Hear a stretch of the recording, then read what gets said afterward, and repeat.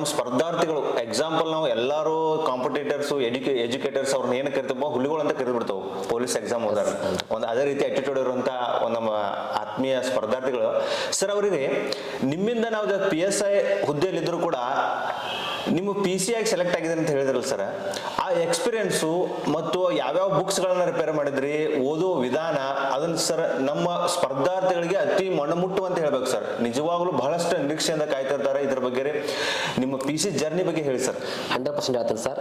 ಏನಂದ್ರೆ ನಾನು 5 ರಿಂದ 6 ಪೊಲೀಸ್ ಕಾನ್ಸ್ಟೇಬಲ್ ಹುದ್ದೆಗೆ ಆಯ್ಕೆಯಾಗಿದ್ದೆ. ಎಲ್ಲವೂ almost all first rank second rank first rank second rank 5 ರಿಂದ 6 ಹುದ್ದೆಗಳೇನು ಪಡೆದಿಲ್ಲ. ವೈರ್ಲೆಸ್ ಬಂತು, ಸಿವಿಲ್ PC DRPC KSRPC ಎಲ್ಲದವಲ್ಲ, ಇವೆಲ್ಲವೂ ನಾನು ಫಸ್ಟ್ ರ್ಯಾಂಕಿನಲ್ಲಿ ನಾನು ಸೆಲೆಕ್ಟ್ ಆಗಿರ್ತೀನಿ. ಆಲ್ಮೋಸ್ಟ್ ಆಲ್ ಫಸ್ಟ್ ಅಥವಾ ಸೆಕೆಂಡ್ ರ್ಯಾಂಕ್. ಏನಪ್ಪಾ ಅಂದ್ರೆ ಒಂದ್ ಅಂತ 100% ನಾ ಹೇಳ್ತಕ್ಕಂಥ ಏನಾದ್ರೂ ಟ್ರಿಕ್ಸ್ ನಾ ಏನು ಹೇಳ್ತೀನಪ್ಪ ಇವಾಗ, ಅವ್ನ ಟ್ರಿಕ್ಸ್ ನೀವೇನು ಯೂಸ್ ಮಾಡಿದ್ರಪ್ಪ ಅಂದ್ರೆ 100% PC ಆಗ್ತೀರಂತ ನಾನು ಭರವಸೆ ಕೊಡ್ತೀನಿ. ಏನಂದ್ರ ಕೇವಲ ಏನಿಲ್ಲ, ಫಸ್ಟ್ ಒಂದಂತ ನೆನ್ಪಿಟ್ಕೋರಿ, 6 ರಿಂದ 12ನೇ ತರಗತಿವರೆಗಿನ ಸರ್ಕಾರಿ ಪುಸ್ತಕಗಳನ್ನ ಮಸ್ಟ್ ಅಂಡ್ ಶುಡ್ ನೀವು ಒಂದು ಸಲ ಓದ್ರಿ ಅದನ್ನ ಚೆನ್ನಾಗಿ. ಒಂದೇದು. ಎರಡನೇದು ಏನಂದ್ರ ನೀವು ಏನ್ ಮಾಡ್ಬೇಕಂದ್ರ ಪ್ರತಿದಿನ 500 ಪ್ರಶ್ನೆಗಳನ್ನ ಓದ್ಬೇಕಷ್ಟೇ. ಯಾವ ರೀತಿಯಪ್ಪ ಅಂದ್ರ ಈಗ ಒಂದು ಕ್ವಶನ್ ಪೇಪರ್ ಇರ್ತಾವ, 100 ಕ್ವಶನ್ ಇರ್ತಾವ, 100 ಕ್ವಶನ್ ಒಂದು ಕ್ವಶನ್ ಪೇಪರ್, ಈ ತರ 5 ಕ್ವಶನ್ ಪೇಪರ್ ಬಿಡ್ಸಕ್ ಹೋಗ್ಬೇಡ್ರಿ, ವಿವರಣ ಸಹಿತ ಓದಕ್ ಹೋಗ್ಬೇಡ್ರಿ, ಸುಮ್ಮನೆ ಓದ್ಕೊಂತ ಹೋಗೋದಷ್ಟೇ. ಪ್ರತಿದಿನ 500 ಕ್ವಶನ್ಸ್ 500 ಪ್ರಶ್ನೆಗಳನ್ನ ಓದ್ಕೊಂತ ಹೋಗ್ರಿ. ಒಂದು ತಿಂಗಳಿಗೆ ಎಷ್ಟಾಗತ್ತಪ್ಪ ಅಂದ್ರ 4 ರವಿವಾರ ಬಿಡ್ರಿ, ಯಾಕೆ ಅದ್ರ ಬಗ್ಗೆ ಆಮೇಲೆ ಹೇಳ್ತೀನಿ. 4 ರವಿವಾರ ಬಿಟ್ರು ಕೂಡ 5 ಮೂರ್ಲೆ 15,000 ಬೇಡ ನನಗೆ, 10,000 ಕ್ವಶನ್ ಆಗ್ತಾವ. ಹೌದಾ? 10,000 ಪ್ರಶ್ನೆಗಳನ್ನ ನೀವೇನಾದ್ರೂ ಓದಿದ್ದೇ ಕರೆ ಆದಲ್ಲಿ 10,000 ಪ್ರಶ್ನೆಗಳು ಯಾಕಪ್ಪ ಅಂದ್ರ PC question paper, PSI question paper, IAS question paper, KS question paper ಬರ್ತಾವಲ್ಲ, ಇವೆಲ್ಲ ಒಂದು ಬುಕ್ಸ್ ಇವು ಇರ್ತಾವ. ಏನಪ್ಪಾ ಅಂದ್ರ ಪ್ರಶ್ನಾ ಕೋಶ ಇರ್ತಾವಲ್ಲ, ಅವ್ನು ತಗೊಂಡು ಡೈಲಿ 500 ಕ್ವಶನ್ಸ್ ನೀವು ಏನಾದ್ರೂ ಡೈಲಿ ಅದನ್ನ ಓದಿದ್ದೇ ಕರೆ ಆದಲ್ಲಿ, ಏನಾದ್ರೂ 500 ಓದಿದಪ್ಪ ಅಂದ್ರ 100% ನೀವು 10,000 ಕ್ವಶನ್ ಒಂದು ತಿಂಗಳು ಓದ್ತೀರಿ. 2 ತಿಂಗಳು ಟೈಮ್ ಇದೆ, 20,000 ಕ್ವಶನ್ಸ್. 20,000 ಓದೋದು ಬೇಡ, 15,000 ಪ್ರಶ್ನೆಗಳನ್ನ ಓದಿ 2 ಸಲ ರಿಪೀಟ್ ಮಾಡಿದ್ರಪ್ಪ ಅಂದ್ರ 100% ಹೇಳ್ತೀನಿ, ನೀವು ಪ್ರಶ್ನೆ ಒಂದು ಏನಾದರೂ ಪರೀಕ್ಷಾ ಹಾಲಿನಲ್ಲಿ ಕುಂತಾಗ ಪ್ರಶ್ನೆ ಪತ್ರಿಕೆ ನಿಮ್ ಕೈ ಕೊಟ್ರಪ್ಪ ಅಂದ್ರ 60 ರಿಂದ 65 ಕ್ವಶನ್ಸ್ ರಿಪೀಟ್ ಇರ್ತಾವು. ಯಾವ್ದಕ್ಕ ಪೊಲೀಸ್ ಕಾನ್ಸ್ಟೇಬಲ್ ಪ್ರಶ್ನೆಯಲ್ಲಿ 60 ರಿಂದ 65 ಪ್ರಶ್ನೆಗಳು ಏನಿರ್ತಪ್ಪ ಅಂದ್ರ ಪುನರಾವರ್ತನೆ ಆಗಿರ್ತಾವು. ಅದನ್ನ ಕೇವಲ ನೀವು 20 ರಿಂದ 25 ನಿಮಿಷದೊಳಗ ಏನ್ ಮಾಡ್ತೀರಿ ಅಂದ್ರೆ ನೀವು ರೌಂಡ್ ಅಪ್ ಮಾಡಿಬಿಡ್ತೀರಿ. ಏನ್ ಮಾಡ್ತೀರಿ? 20 ರಿಂದ 25 ನಿಮಿಷದೊಳಗ ನೀವು 60 ರಿಂದ 65 ಕ್ವಶನ್ ಏನ್ ರಿಪೀಟ್ ಆಗಿರ್ತಾವಲ್ಲ ಅವು ಎಲ್ಲವೂ ಕ್ಲಿಯರ್ ಆಗ್ತಾವು 20 ರಿಂದ 25 ನಿಮಿಷದಾಗ. ಇನ್ನುಳಿದ ಟೈಮ್ ನಲ್ಲಿ ಏನ್ ಮಾಡ್ಬೇಕು ಅಂದ್ರ ನೀವು ನೆಕ್ಸ್ಟ್ ಏನ್ ಮಾಡ್ಬೇಕು ಅಂದ್ರ ಮೆಂಟಲ್ ಎಬಿಲಿಟಿ ಪ್ರಾಕ್ಟೀಸ್ ಮಾಡ್ಬೇಕು. ಮೆಂಟಲ್ ಎಬಿಲಿಟಿ ಪ್ರಾಕ್ಟೀಸ್ ಮಾಡ್ಬೇಕು. ಪ್ಲಸ್ ಪ್ರಚಲಿತ ಘಟನೆಗಳನ್ನ 6 ರಿಂದ 8 ತಿಂಗಳ ಪ್ರಚಲಿತ ಘಟನೆಗಳನ್ನ ನೀವು ಏನಾದ್ರೂ ಓದಿದ್ದೇ ಕರೆ ಆದಲ್ಲಿ ಅಲ್ಲಿ ಕೂಡ 10 ರಿಂದ 12 ಕ್ವಶನ್ ಬಂದಿರ್ತಾವ. ಅದ್ರ 8 ಕ್ವಶನ್ ಬಂದ್ರು ಕೂಡ ಏನ್ ತಪ್ಪಲ್ಲ. 65 8 ಎಷ್ಟಾಯ್ತು? 73 ಆಯ್ತು. 73 ಸ್ಕೋರ್ಗೆ ನೀವು ಆಲ್ರೆಡಿ ಕಟ್ ಆಫ್ ಆಗಿರ್ತೀರಿ 100%. ತಿಳಿತಲ್ಲ?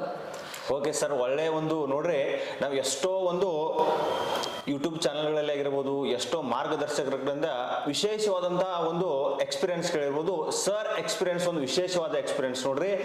ಎಲ್ಲ ನೋಟ್ಸು ಅನಂತರ ಇನ್ನುಳಿದ ಒಂದು ಸ್ಟಡಿ ಮಟೀರಿಯಲ್ಸ್ ಒಂದ್ ಕಡೆ ಆದ್ರೆ, ನೀವು ಓಲ್ಡ್ ಕ್ವಶನ್ಸ್ಗಳನ್ನ ಒಂದು ಪ್ರತಿದಿನಕ್ಕೆ 500 ಓದಿದ್ರೆ ಸಕ್ಸಸ್ ಅನ್ನೋದು ನಿಮ್ಮ ಕಾಲಡಿ ಬಂದು ಬೀಳ್ತೈತೆ ಅಂತ ಹೇಳ್ತಾರೆ. PC ಹುದ್ದೆ ಅನ್ನೋದು ಇದೊಂದು ಒಳ್ಳೆಯ ಮಾರ್ಗದರ್ಶನ ಸರ್.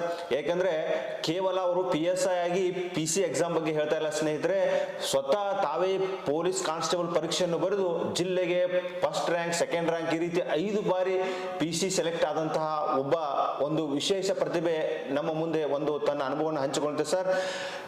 ನಿಮ್ಮ ಮುಂದೆ ನನ್ನ ಮುಂದಿನ ಪ್ರಶ್ನೆ, ನಮ್ಮ PSI ಓದುವಂತ ವಿದ್ಯಾರ್ಥಿಗಳಿಗೆ ಈಗಾಗಲೇ PSI ಓದ್ತಾ ಇದ್ದಾರೆ, ಆದ್ರೆ ಕೂಡ ಸ್ನೇಹಿತರೆ ನನ್ನ ಒಂದು ಅನುಭವ ಇಲ್ಲಿ ಹೇಳ್ತೇನೆ. PSI ಹುದ್ದೆ ಈಗ ಅಲ್ಪ ಸ್ವಲ್ಪ ತಡೆ ಆಗಿರ್ಬೋದು. ಟ್ರಾಫಿಕ್ ನಲ್ಲಿ ಸಿಗ್ನಲ್ ಬಿದ್ದಿದೆ ಅಂದ್ರೆ ಒಂದು ಗ್ರೀನ್ ಸಿಗ್ನಲ್ ಬೀಳಲೇಬೇಕು, ಅಂದ್ರೆ ರೋಡ್ ಅಂತ ಕ್ಲೋಸ್ ಆಗಿಲ್ಲ ಸ್ನೇಹಿತರೆ. ಆ ನಿಟ್ಟಿನಲ್ಲಿ ನಿಮಗೆ ಸರ್ ತಮ್ಮ ಫಸ್ಟ್ ಪೇಪರ್ ಮತ್ತು ಸೆಕೆಂಡ್ ಪೇಪರ್ ಓದುವ ರೀತಿಯನ್ನು ಹೇಳ್ತಾ ಇದ್ರೆ ಸರ್, ಪ್ರಥಮವಾಗಿ ಹೇಳಿ ಸರ್. ಫಸ್ಟ್ ಪೇಪರ್ ನಲ್ಲಿ 10 ಕನ್ನಡದಿಂದ ಇಂಗ್ಲಿಷು 10 ಮಾರ್ಕ್ಸು, ಇಂಗ್ಲಿಷಿಂದ ಕನ್ನಡ, ಅದೇ ರೀತಿ 20 ಪ್ರಶ್ನೆಗಳು ಪ್ರಬಂಧ 20 ಮಾರ್ಕ್ಸ್ ಪ್ರಬಂಧ ಇರ್ತದೆ. ಅದರಂತೆ 10 ಸಾರಾಂಶ ಬರ. ಈ 50 ಒಂದು ಮಾರ್ಕ್ಸ್ಗೆ ಅಂಕಗಳಿಗೆ ಈ 50 ಅಂಕಗಳಿಗೆ ಯಾವ ರೀತಿ ಸಿದ್ಧತೆ ಮಾಡ್ಕೊಳ್ಬೇಕು ಸರ್ ನಾವು? ಪೊಲೀಸ್ ಉಪನಿರೀಕ್ಷಕ ಹುದ್ದೆಗೆ ನಾವು ಏನಾದರೂ ಅರ್ಜಿ ಹಾಕಿದ್ದಲ್ಲಿ ಏನಾಗುತ್ತಪ್ಪ ಅಂದ್ರೆ 2 ಪೇಪರ್ ಅಂತ ಹೇಳಿದ್ರು ಸರ್. ಅದರಲ್ಲಿ ಪ್ರಥಮ ಪೇಪರ್ 1, ದ್ವಿತೀಯ ಪೇಪರ್ 1. ಪ್ರಥಮ ಪೇಪರ್ ಹೆಂಗಿರ್ತಪ್ಪ ಅಂದ್ರ, ಪ್ರಥಮ ಪತ್ರಿಕೆ ಹೆಂಗಿರ್ತಪ್ಪ ಅಂದ್ರ 20 ಅಂಕಕ್ಕೆ 1 ಪ್ರಬಂಧ ಇರುತ್ತೆ. ಅಲ್ಲಿ 5 ಪ್ರಬಂಧ ಕೊಟ್ಟಿರ್ತಾರೆ, 1 ಬರಿಬೇಕು. 10 ಅಂಕಗಳು ಕನ್ನಡದಿಂದ ಇಂಗ್ಲಿಷ್ಗೆ ಭಾಷಾಂತರ, ಇನ್ನೂ 10 ಅಂಕಗಳು ಇಂಗ್ಲಿಷ್ನಿಂದ ಕನ್ನಡಕ್ಕೆ ಭಾಷಾಂತರ, ಇನ್ನೂ 10 ಅಂಕಗಳು ಎದಕ್ಕೆ ಇರ್ತಾವಪ್ಪ ಅಂದ್ರ ಪ್ರಿಸೈಸ್ ರೈಟಿಂಗ್ ಬರಿಬೇಕಾಗಿರುತ್ತೆ. ಓಕೆನಾ? ಅದ್ರೊಳಗೆ ನೋಡ್ರಿ ಫಸ್ಟ್ ಯಾವ್ದಿರುತ್ತೆ ನಮಗಪ್ಪ ಅಂದ್ರ ಪ್ರಬಂಧ ಬರಹ 1 ತಿಳ್ಕೊಡ್ರಿ ಸ್ನೇಹಿತರೆ. ಏನ್ರ ಸ್ನೇಹಿತರೆ ಅಂದ್ರ ಈ ಪ್ರಬಂಧ ಅನ್ನೋದು 5 ಪ್ರಶ್ನೆ ಕೊಟ್ಟಿರ್ತಾನ ಪ್ರಬಂಧದೊಳಗ. 5 ಪ್ರಶ್ನೆ ಕೂಡ ನೀವು ಹುಯಿ ಅಂತ ಎಲ್ಲಾ ಪ್ರಬಂಧಗಳನ್ನ ಪ್ರಾಕ್ಟೀಸ್ ಮಾಡೋ ಅವಶ್ಯಕತೆ ಇರಲ್ಲ ನನ್ನ ಪ್ರಕಾರ. 1 ಮಾಡ್ರಿ. ಏನಪ್ಪಾ ಅಂದ್ರ ಈಗ 1 ಪ್ರಶ್ನೆ ಯಾವಾಗಲೂ ನಮ್ಗ ಇದ್ರ ಮ್ಯಾಗ ಪರಿಸರದ ಮೇಲೆ ಒಂದು ಪ್ರಶ್ನೆ ಆಗಿರುತ್ತೆ ಯಾವಾಗಲೂ. ನೀವು ಆಲ್ಮೋಸ್ಟ್ ಎಲ್ಲಾ ಶ್ರಮಪಟ್ಟ ತೆಗೆದು ನೋಡ್ಕೊಂಡ್ರ ನಾ ಏನ್ ಹೇಳ್ತೀನಪ್ಪ ನೋಡ್ಕೊಂತ ಹೋಗ್ರಿ, ಅದನ್ನ ನೋಡ್ರಿ ಮಾಡ್ಕೊಂತ ಹೋಗ್ರಿ. 1 ಪ್ರಶ್ನೆ ಪರಿಸರದ ಮೇಲೆ ಆಗಿರುತ್ತೆ, ಮತ್ತೊಂದು ಪ್ರಶ್ನೆ ಸೈನ್ಸ್ ಅಂಡ್ ಟೆಕ್ನಾಲಜಿ ಮೇಲೆ ಆಗಿರುತ್ತೆ. 3ನೇ ಪ್ರಶ್ನೆ ಏನಾಗಿರ್ತಪ್ಪ ಅಂದ್ರ, 3ನೇದಂತಲ್ಲ ಮತ್ತೊಂದು ಪ್ರಶ್ನೆ ಏನಾಗಿರ್ತಪ್ಪ ಅಂದ್ರ ಸಾಮಾಜಿಕ ವ್ಯವಸ್ಥೆ ಮೇಲೆ ಆಗಿರುತ್ತೆ. 4ನೇ ಪ್ರಶ್ನೆ ಪ್ರಚಲಿತ ಘಟನೆಗಳ ಮೇಲೆ ಆಗಿರುತ್ತೆ. ಓಕೆನಾ? ಈ 4 ಪಾಠ ನೋಡ್ಕೊಂತವ್ರು ಹೇಳ್ತೇನ್ರಿ. ಈಗ ಪರಿಸರದ ಮೇಲೆ ಯಾವ ರೀತಿ ಆಗುತ್ತೆ, ಈಗ ಜಾಗತಿಕ ತಾಪಮಾನ ಫಿಕ್ಸ್ ಕ್ವಶನ್ ಯಾವಾಗ್ಲೂ ಬರ್ತಾನೆ ಇದೆ. ಹಾಗೆ ಹವಾಮಾನ ಬದಲಾವಣೆ ಈ 2ರಲ್ಲಿ 1, ಪರಿಸರ ಮಾಲಿನ್ಯ 3ರಲ್ಲಿ 1 ಫಿಕ್ಸ್ ಇರುತ್ತೆ ಯಾವಾಗ್ಲೂ. ಇಲ್ಲಪ್ಪ ಅಂದ್ರೆ ಇದನ್ನ ಬಿಟ್ರಪ್ಪ ಅಂದ್ರ ಪಶ್ಚಿಮ ಘಟ್ಟಗಳ ಮೇಲೆ ಇರುತ್ತಿಲ್ಲ ಅಂದ್ರೆ ಈ 4 ಪ್ರಶ್ನೆಯಲ್ಲಿ 1 ಪ್ರಶ್ನೆ ಆಗೇ ಆಗಿರುತ್ತೆ. ಓಕೆನಾ? ಅದ ಏನಾದ್ರೂ ತಿರುಚಿಕೆ ಕ್ವಶನ್ ಅಷ್ಟೇ, ಕ್ವಶನ್ ಅಂತ ಮಿಸ್ ಆಗಲ್ಲ. ಇವ್ 4 ಏನಾದ್ರು ಪ್ರಾಕ್ಟೀಸ್ ಮಾಡಿರಪ್ಪ ಅಂದ್ರೆ 1 ಫಿಕ್ಸ್ ಆಗುತ್ತೆ. ಫಸ್ಟ್ ಈ ತರ ಮಾಡ್ಬೇಕು ನೀವು. ಎಲ್ಲಾ ಪ್ರಬಂಧ ಓದೋದಕ್ಕಿಂತ ಆ ಪಾಠ ನೋಡ್ಕೋರಿ. ಗ್ಲೋಬಲ್ ವಾರ್ಮಿಂಗ್, ಪರಿಸರ ಮಾಲಿನ್ಯ, ಹವಾಮಾನ ಬದಲಾವಣೆ, ಪಶ್ಚಿಮ ಘಟ್ಟಗಳ ಬಗ್ಗೆ ಒಂದು ಏನಾದ್ರು 4 ಎಸ್ಸೆ ಬರ್ದಿರಪ್ಪ ಅಂದ್ರ 1 ಪರೀಕ್ಷೆದ ಮಿಸ್ ಆಗ್ಬೋದು, ಮತ್ತೆ ಮುಂದಿನ ಪರೀಕ್ಷೆಯಲ್ಲಿ 100% ಮಿಸ್ ಆಗೋ ಚಾನ್ಸೇ ಇಲ್ಲ. ತಿಳಿತಲ್ಲ? ನೆಕ್ಸ್ಟ್ ಇನ್ನೊಂದು ಸೈನ್ಸ್ ಅಂಡ್ ಟೆಕ್ನಾಲಜಿ ಮೇಲೆ ಯಾವ ರೀತಿ ಕ್ವಶನ್ ಕೇಳಬಹುದು. ಸೈಬರ್ ಕ್ರೈಮ್ ಕೇಳ್ಬೋದು, ಸೈಬರ್ ಅಪರಾಧಗಳು ಕೇಳ್ಬೋದು, ಇಸ್ರೋ ಸಾಧನೆ ಕೇಳ್ಬೋದು, ಆರ್ಟಿಫಿಷಿಯಲ್ ಇಂಟೆಲಿಜೆನ್ಸ್ ಕೃತಕ ಬುದ್ಧಿಮತ್ತೆ ಈ 3 ಕೇಳ್ಬೋದು. ಕೇಳಿದ್ರಪ್ಪ ಅಂದ್ರೆ ಡಿಜಿಟಲೀಕರಣ ಒಂದು ಕೇಳ್ಬೋದು ಕೇಳಿದ್ರ.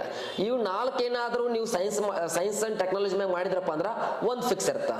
ಕ್ಲಿಯರ್? ನೆಕ್ಸ್ಟ್ ಯಾವುದು ಸಾಮಾಜಿಕ ವ್ಯವಸ್ಥೆ ಮೇಲೆ ಅಂತ ಹೇಳಿದೆ.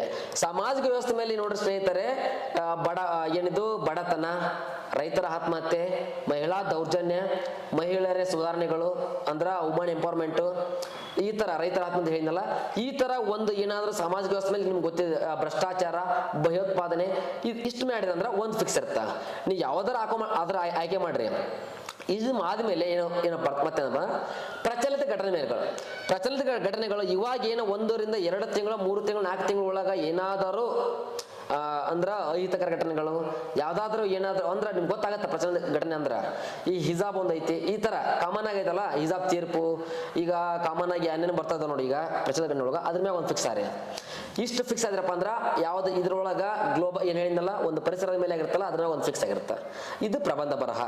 ನೆಕ್ಸ್ಟ್ ಇಂಗ್ಲಿಷ್ನಿಂದ ಕನ್ನಡಕ್ಕೆ ಮತ್ತು ಕನ್ನಡದಿಂದ ಇಂಗ್ಲಿಷಕ್ಕೆ ಇದ್ರೊಳಗೆ ಯಾವ ರೀತಿ ನೀವು ಮಾರ್ಕ್ಸ್ ತಗೋಬಹುದು ಅಂತ ಹೇಳ್ತೀನಿ ಕೇಳ್ರಿ ಸ್ನೇಹಿತರೆ. ಈಗ ನಮ್ಗೆ ಏನು ಇಂಗ್ಲಿಷ್ ಬರಲ್ಲಪ್ಪ ಅಂತ ತಿಳ್ಕೊರಿ, ಇವಾಗ ಏನ್ ಮಾಡ್ಕೊಂಡ್ರೆ ಇವತ್ತಿನಿಂದನೇ ಸ್ಟಾರ್ಟ್ ಮಾಡ್ರಿ. ಏನಪ್ಪಾ ಅಂದ್ರ ಪ್ರತಿದಿನ 10 ಪದಗಳನ್ನ ವಾಕ್ಯಬಲರಿ ಏನಂತಲ್ಲ ಶಬ್ದಕೋಶ ನೋಡ್ರಿ, ಪ್ರತಿದಿನ 10 ಪದಗಳನ್ನ ಬರ್ಕೊಂತ ಹೋಗ್ರಿ. ಡೈಲಿ 10 ವರ್ಡ್ಸ್ ಏನಾರ ಬರ್ದ್ರಪ್ಪ ಅಂದ್ರ 1 ತಿಂಗಳಿಗೆ ಎಷ್ಟಾಗುತ್ತ 300 ವರ್ಡ್ಸ್ ಆಗ್ತಾವು. 300 1 ತಿಂಗಳಿಗೆ ಎಷ್ಟಾಯ್ತು 300, 10 ದಿನ 10 ಅಂದ್ರ 10 30 300. ಈ ತರ ಏನಾದ್ರೂ 3 ತಿಂಗಳು ಮಾಡ್ರಪ್ಪ ಅಂದ್ರ 1,000 ವರ್ಡ್ ಆಗ್ತಾವ. ನಮಗೆ 1,000 ರಿಂದ 2,000 ವ್ಯಾಕಬಲರಿ ಇತ್ತಂದ್ರ ನಾವ್ ಏನ್ ಮಾಡ್ಬೋದು ಅಂದ್ರ 100% 10ಕ್ಕೆ 8 ಮಾರ್ಕ್ಸ್ ತೆಗೆದುಕೊಳ್ಳುವ ಒಂದು ಸಾಮರ್ಥ್ಯ ಹೊಂದಿದಂಗೆ ನಾವೇನ್ ಬರಿಬಹುದು ಅಂದ್ರ ಭಾಷಾಂತರ ಮಾಡಬಹುದು. ಕ್ಲಿಯರ್? ನೆಕ್ಸ್ಟ್ ಯಾವ್ದು ಬಂತು, ಇದು 2 ಆದ್ಮೇಲೆ ಪ್ರಿಸೈಸ್ ರೈಟಿಂಗ್ ನೋಡ್ರಿ ಸ್ನೇಹಿತರೆ. ಕ್ವಶನ್ ಪೇಪರ್ ಕೊಟ್ಟ ತಕ್ಷಣ ಏನ್ ಮಾಡ್ರಪ್ಪ ಅಂದ್ರ ಈ ಪ್ರಿಸೈಸ್ ರೈಟಿಂಗ್ ಕೊಟ್ಟಾರಪ್ಪ ಅಂದ್ರ ಪ್ರಥಮವಾಗಿ ಏನ್ ಮಾಡ್ರಿ ಅಂದ್ರ ವರ್ಡ್ಸ್ ಗಳನ್ನ ಎಣಿಸ್ಬಿಡ್ರಿ. ಹಂಗ ವರ್ಡ್ ಎನಿಸ್ರಿ ಡಿವೈಡೆಡ್ ಬೈ 3 ಮಾಡ್ರಿ. ಎಷ್ಟು ಬರ್ತಾವ 90 ಕೊಟ್ಟನಪ್ಪ ಅಂದ್ರೆ ಡಿವೈಡ್ ಬೈ 3 ಮಾಡಿದ್ರೆ 30 ಆಗ್ತಾವ. 30 ಬರೋ ಇಟ್ಕೊಂಡ್ ರಫ್ ಮಾಡ್ರಿ. ರಫ್ ಮಾಡಿ ಬಾಕ್ಸ್ ಇರ್ತಾವ, ಬಾಕ್ಸ್ ಎನಿಸ್ಕೊಂಡ್ಬಿಡ್ರಿ. ಬಾಕ್ಸ್ ಎನಿಸ್ರಿ 30 ಬಾಕ್ಸ್ ಇಲ್ಲಿ ಹೋಗ್ತಾವ ಅಂದ್ರೆ ಒಂದು ಲೈನ್ ಒಳಗ 4 ಬಾಕ್ಸ್ ಇರ್ತಾವು. ಹಂಗ ಇರ್ತಾವ ಅಂತ ತಿಳ್ಕೊರಿ 7 ಲೈನ್ಗೆ ಅಲ್ಲಿಗೆ ಮುಗಿಬೇಕು ನಿಂದ ಪ್ರಿಸೈಸ್ ರೈಟಿಂಗ್. ತಿಳ್ಕೊರಿ 1 ರಿಂದ 2 ಸಲ ಓದ್ರಿ. 1 ರಿಂದ 2 ನಿಮಿಷದೊಳಗ 2 ಸಲ ಓದ್ಬೋದು ನಾವು. ಅಥವಾ 1 ಸಲ ಓದ್ರಿ ಆಮೇಲೆ 1 ಸಲ ಓದ್ರಿ. 3 ನಿಮಿಷದೊಳಗ 2 ಸಲ ಓದ್ರಿ ಅಂತ ತಿಳ್ಕೊರಿ. 3 ನಿಮಿಷ 2 ಸಲ ಓದಿ ಸುಮ್ನೆ ಅದನ್ನ ನೋಡಕ್ ಹೋಗ್ಬಿಟ್ರಿ, ಸುಮ್ ಬರ್ಕೋಂತ ಹೋಗ್ರಿ. ಅದ್ರೊಳಗ ಏನಾದ್ರೂ ಅಂಕಿ ಸಂಖ್ಯೆ ಬಂದ್ರೆ ಅದನ್ನ ಮೆನ್ಷನ್ ಮಾಡ್ರಿ. ಯಾವ್ದಾದ್ರು ನೇಮ್ ಇತ್ತಂದ್ರೆ ಅದನ್ನ ಮೆನ್ಷನ್ ಮಾಡ್ರಿ. ಇಷ್ಟೇ ಪ್ರಿಸೈಸ್ ರೈಟಿಂಗ್. ಇಷ್ಟ ಏನಾದ್ರೂ ಮಾಡಿದ ಕರೆ ಆಯ್ತಂದ್ರ ವಾಕ್ಯಗಳ ರಚನೆ ಒಂದು ಕರೆಕ್ಟ್ ಆಯ್ತಂದ್ರ ಅಲ್ಪ ವಿರಾಮ ಪೂರ್ಣ ವಿರಾಮ ಎಲ್ಲಿ ಬರ್ತಾ ಅಲ್ಲಿ ಕೊಟ್ರಂದ್ರ ನಿಮ್ಗೆ 10ಕ್ಕೆ 8 ರಿಂದ 9 ಮಾರ್ಕ್ಸ್ ಫಿಕ್ಸ್ ಆಗ್ತದೆ. ಇದು ಫಸ್ಟ್ ಪೇಪರ್. ಸೆಕೆಂಡ್ ಪೇಪರು ಹೇಳಿ ಸೆಕೆಂಡ್ ಪೇಪರ್ ಯಾವ ರೀತಿ ಮಾಡ್ಬೇಕಪ್ಪ ಅಂದ್ರೆ, ಸೆಕೆಂಡ್ ಪೇಪರ್ ಆಲ್ರೆಡಿ ಹೇಳಿದ್ದೀನಿ ಸ್ನೇಹಿತರೆ, PSI ಪೇಪರು ಪಿ ಪೇಪರ್ ಏನು ಚೇಂಜ್ ಆಗಲ್ಲ. ಇತ್ತೀಚೆಗೆ ಏನಾಗ್ತದೆಪ್ಪ ಅಂದ್ರೆ ಸ್ವಲ್ಪ UPSC ಲೆವೆಲ್ ಕ್ವಶನ್ಸ್ ಬರ್ತಾ ಇದಾವೆ ಸ್ನೇಹಿತರೆ. KPSC ಲೆವೆಲ್ UPSC ಲೆವೆಲ್ ಅಂತ ಕಾಮನ್ ಆಗಿ ನಾವು ಅದನ್ನ ಯೂಸ್ ಮಾಡ್ತೀವಿ. ಅಂದ್ರೆ ಕಠಿಣತೆಗೆ ಸ್ವಲ್ಪ ಬಾಗುತ್ತಿದೆ ನಮ್ಮ ಪರೀಕ್ಷೆ. ಒಂದು ಏನಾಗುತ್ತಂದ್ರೆ ಸ್ನೇಹಿತರೆ, ಫಸ್ಟ್ ಏನ್ ಮಾಡ್ರಿ ಅಂದ್ರೆ ಒಂದು 10,000 ಹೇಳಿದ ಕ್ವಶನ್ಸ್ ಹೇಳಿದ್ನಲ್ಲ, 1979ರಿಂದ 2022 ತನ UPSC ಕ್ವಶನ್ಸ್ ನ ರಿಪೀಟ್ ಮಾಡ್ಕೋರಿ. GK ಟುಡೇ ವೆಬ್ಸೈಟ್ ನ ಯೂಸ್ ಮಾಡಿ ನನ್ನ ಪ್ರಕಾರ. ನೆಕ್ಸ್ಟ್ ಯಾವ್ದಾದ್ರು ಒಂದು ಕನ್ನಡದಲ್ಲಿ ಒಂದು ಮ್ಯಾಗಝಿನ್ ಯೂಸ್ ಮಾಡಿ. ಇಷ್ಟು ಮಾಡಿದ ಮೇಲೆ 1ರಿಂದ 2 ಸಲ ರೀಡ್ ಮಾಡಿ. ಯಾವ್ದಂದ್ರೆ 6ರಿಂದ 12ನೇ ತರಗತಿ ಪುಸ್ತಕಗಳನ್ನ 2 ಸಲ ರೀಡ್ ಮಾಡಿ. ಇಷ್ಟು ರೀಡ್ ಮಾಡಿದ ಮೇಲೆ ಹೇಳಿದಲಾಗಲೇ 500 ಪ್ರತಿ ದಿನಾನು 500 ಪ್ರಶ್ನೆಗಳನ್ನ ಓದ್ರಿ. ವಾರದಲ್ಲಿ 2 ಬಾರಿ 100 ಪ್ರಶ್ನೆಗಳ ಅಂದ್ರೆ 100 ಪ್ರಶ್ನೆಗಳನ್ನ ಒಂದು ಏನಿರ್ತಾವ ಪತ್ರಿಕೆ ಇರ್ತಲ್ಲ ಅಂತ 2 ಪತ್ರಿಕೆಗಳನ್ನ ವಿವರಣೆ ಸಹಿತ ಓದ್ರಿ. ಅಂದ್ರೆ ವಿವರಣೆ ಸಹಿತ ಬಿಡಿಸ್ಕೊಂತ ಹೋಗ್ರಿ. 500 ಪ್ರಶ್ನೆಗಳು ಬೇರೆ ಸುಮ್ಮನೆ ಓದ್ಕೊಂತ ಹೋಗುದು ಅಂದ್ರೆ ಅವು ಸ್ಟೋರ್ ಹಾಕೊಂತ ಹೋಗ್ತಾವು. ಬಟ್ 200 ಹೇಳಿದ್ನಲ್ಲ, 2 ಕ್ವಶನ್ ಪೇಪರ್ ಏನ್ ಮಾಡ್ರಿ ಅಂದ್ರೆ ಅದನ್ನ ಏನಂದ್ರೆ ವಿವರಣೆ ಸಹಿತ ಹೋಗಿ ಓದ್ರಿ, ಡಿಸ್ಕ್ರೈಬ್ ಮಾಡ್ಕೊಂತ ಓದ್ಕೊಂತ ಹೋಗ್ರಿ. ಅಲ್ಲಿ ನಿಮ್ಮ ನಾಲೆಜ್ ಬಿಲ್ಡ್ ಆಗುತ್ತಾ, ಇಲ್ಲಿ ನಿಮ್ಮ ಕ್ವಶನ್ಸ್ ಏನಾಗ್ತಾವ ಅಂದ್ರೆ ಸ್ಟೋರ್ ಆಗ್ತಾವು.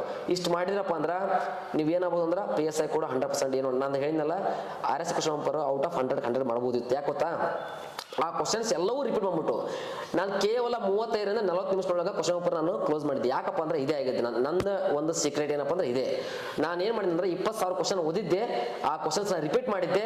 30ರಿಂದ 35 ನಿಮಿಷದೊಳಗ 100 ಅಂಕದ ಪ್ರಶ್ನೆ ಅಂದ್ರೆ 150 ಅಂಕದ 100 ಪ್ರಶ್ನೆಗಳನ್ನ ಏನ್ ಮಾಡಿದ್ರೆ ಬರೀ 35 ಮಿನಿಟ್ಸ್ ಕ್ಲೋಸ್ ಮಾಡಿದ್ದೆ. ಸರ್, ಎಷ್ಟೊಂದು ಬ್ಯುಸಿ ಆಗಿದ್ರು ಕೂಡ ಒಂದು ಸ್ಪರ್ಧಾರ್ಥಿಗಳ ದೃಷ್ಟಿಯಿಂದ ನಮ್ಮ ಒಂದು ಕರೆಗೆ ಹೋಗ್ಬಿಟ್ಟು ಇಲ್ಲಿ ತನಕ ಬಂದು ಅನೇಕ ಮಾಹಿತಿಗಳು ನೀಡಿದಿರಿ. ಸರ್, ನಿಮ್ಮ ಜೀವನ ಒಂದು ನಿಂತ ನೀರಲ್ಲ. PSI ಹುದ್ದೆ ಒಂದು ಸಮಾಜದಲ್ಲಿ ಅತ್ಯುನ್ನತ ಹುದ್ದೆ ಆದರೂ ಕೂಡ ನೀವು ಒಂದು UPSCಗೆ ಟ್ರೈ ಮಾಡ್ತಿದ್ದೀರಿ. ತಮ್ಮ ಬಿಡುವಿನ ವೇಳೆಗಳಲ್ಲಿ ಅಥವಾ ತಮ್ಮ ಕೆಲಸದ ಒಂದು ಒತ್ತಡದಲ್ಲೂ ಕೂಡ ನಾವು ನಿಮ್ಮನ್ನ ಕಂಡುಕೊಂಡಂತೆ ಯಾವಾಗಲೂ ಏನಾದರೂ ಓದ್ತಾ ಇರ್ತಿದ್ರಿ. ಅನಂತರ ಅದೇ ರೀತಿ ಏನಾದರೂ ಮಾಡ್ಬೇಕ ಹಂಬಲಿದೆ ಸರ್. ನಿಮ್ಮ ಆ UPSC ಕನಸು ಆದಷ್ಟು ಬೇಗ ಈಡೇರಲಿ ಎಂದು ನಾನು ವೈಯಕ್ತಿಕವಾಗಿ ಕೂಡ ಸರ್ ನಿಮ್ಮನ್ನು ಹಾರೈಸ್ತೇನೆ sir. Thank you so much. ಧನ್ಯವಾದಗಳು.